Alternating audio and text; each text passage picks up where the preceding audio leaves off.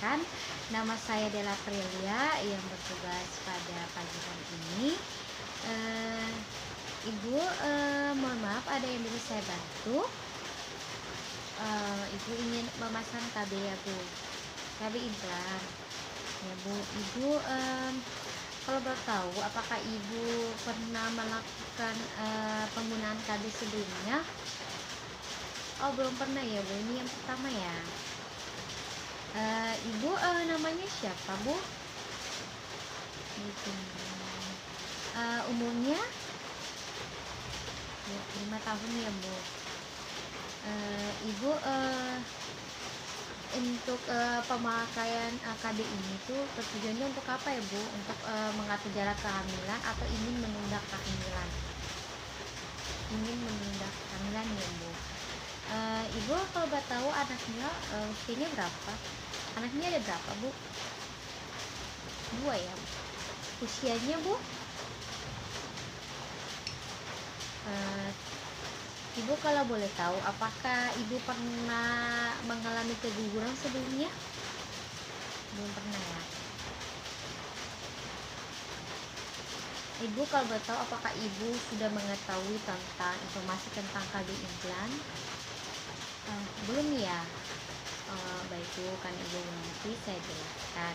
Jadi untuk KB implan ini sangat efektif, nyaman, dapat dipakai untuk semua wanita usia reproduksi. Terus pemasangan dan pencabutan memerlukan tenaga kerja yang terlatih. Terus untuk kesuburannya segera kembali setelah implan dicabut. Terus ini juga punya efek samping Bu, yaitu yang pertama bisa jadi pendarahan teratur, terus pendarahan bercak, terus amonoralnya, dan juga aman dipakai pada masa laktasi. Terus ini implan itu ada beberapa jenis Bu, ada 3. Yang pertama Noplan yang terdiri dari 6 batang dan berdaya guna selama 5 tahun. Terus yang kedua ada Jadenan dan Indoplan, itu terdiri dari 2 batang yang berdaya guna 3 tahun. Terus ada juga Implanon, itu terdiri dari 1 batang, itu yang berdaya tahannya itu 1 tahun. 3 tahun Bu. Terus untuk cara kerja implan ini itu untuk mengentalkan lendir cervix, terus dan juga mengganggu proses pembentukan endometrium dan juga mengurangi transportasi sperma dan menekan ovulasi. Terus Ibu untuk keuntungan dari KB implan ini yaitu daya gunanya tinggi, terus pelindung jangka panjang, terus pengembalian dan kesuburannya itu cepat setelah pencabutan dan juga tidak memerlukan periksa dalam.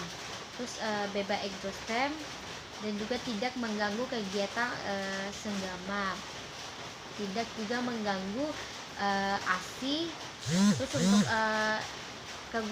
kerugiannya juga ada Bu ya, itu biasanya kerugian pada ini yaitu menyebabkan perubahan pada pola haid berupa pendarahan bercak, hipermenorrea dan juga imenorrhea, serta dapat timbul keluhan seperti nyeri kepala, naiknya BB berat badan atau turun, terus nyeri pada payudara, terus perasaan mual, terus pening, gelisah, biasanya kayak gitu Bu. Terus juga tidak mencegah dari IMS atau AIDS ya Bu. Untuk itu untuk penjelasan tentang KB implan ya Bu. Terus Ibu kalau boleh tahu apakah Ibu punya alergi obat sebelumnya? Tidak ya. Terus apakah Ibu punya riwayat penyakit tertentu? Tidak ya. Ibu untuk pemasangan implan ini apakah Ibu punya kekhawatiran? Tidak ada ya Bu. Ya Ibu, karena tidak ada, Ibu bisa tanda tangan dulu ya Bu. Ya, makasih Bu. Terus Bu, untuk prosedurnya itu nanti di lengan Ibu itu nanti diisi di incisi, terus dimasukkan KB 2 batang. Terus nanti ada di anestesi, disuntik anestesi ya Bu. Terus mungkin nanti ada sedikit nyeri ya Bu di daerah pemasangan. Apakah Ibu bersedia Bu? Ya Bu. Baik ibu bisa terlebih dahulu mencuci tangan ibu terlebih dahulu ya, terus dikeringkan ya, dicuci pakai sabun ya bu. Baik, setelah ibu selesai mencuci lengannya dengan bersih, setelah itu menentukan tempat pemasangan untuk KB implan itu di dalam lengan atas 6 cm di atas epicondylas. Setelah itu memberi tanda pada tempat pemasangan. Setelah itu memastikan bahwa peralatannya steril atau DTT dan kedua kapsul implan sudah tersedia.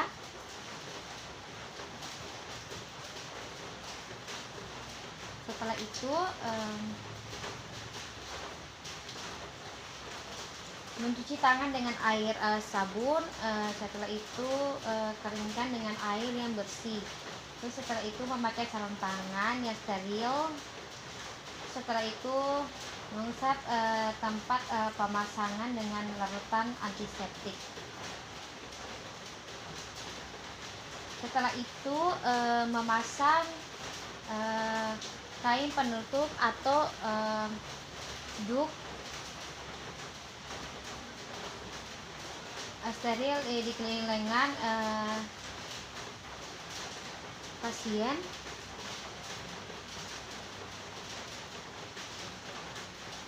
Setelah itu menyuntikkan anestesi lokal di tempat bawah kulit di 3 cc di tempat insisi sampai kulit sedikit menggelembung.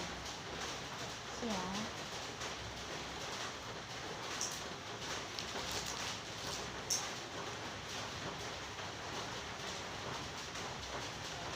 Setelah itu menelusuri penusukan jarum kurang lebih 4 cm dan suntikan 1 cc di setiap pola pemasangan. Ditarik pelan-pelan sambil memasukkan obat. Jangan keluarkan jarum jika belum memasukkan obat pada kulit. Setelah itu menguji efek anestesi sebelum melakukan insisi pada kedua kulit dengan cara ditekan-tekan. Sakit tidak bu? Baik ya. Setelah itu membuat insisi dangkal di kulit selebar 2 cm dengan skapel. Alternatif lain tusukkan trokal langsung ke lapisan bawah kulit. Sambil diukir kulit, masukkan trokal dan pendorongnya sampai batas tanda. Terus setelah itu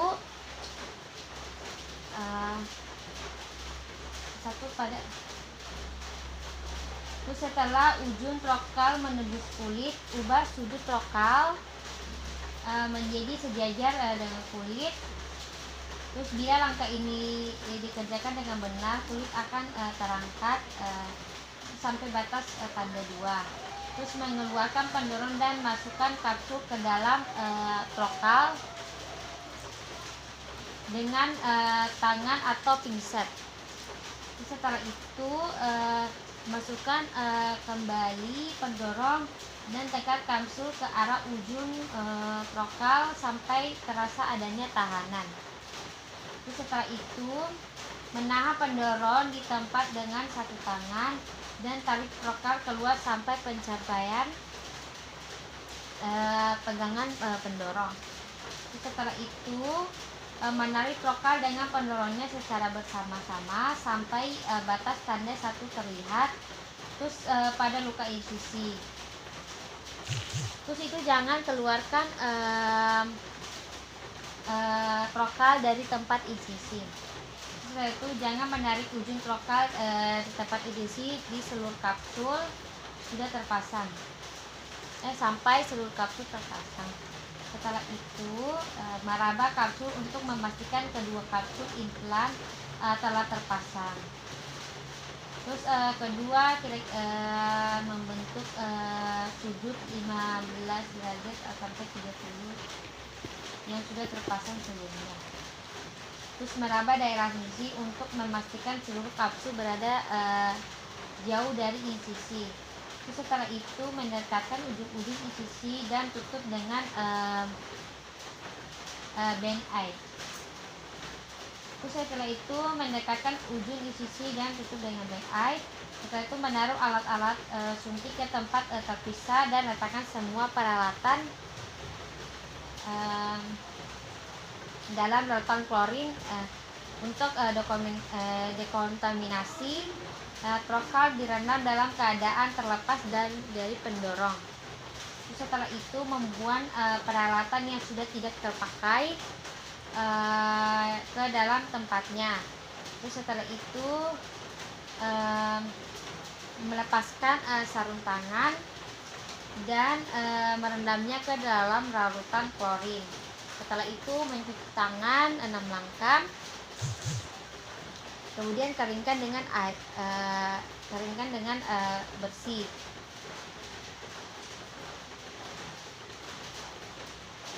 Terus setelah itu melakukan observasi selama 5 menit sebelum pasien diperbolehkan untuk pulang. Bu, tadi untuk pemasangan implannya sudah selesai.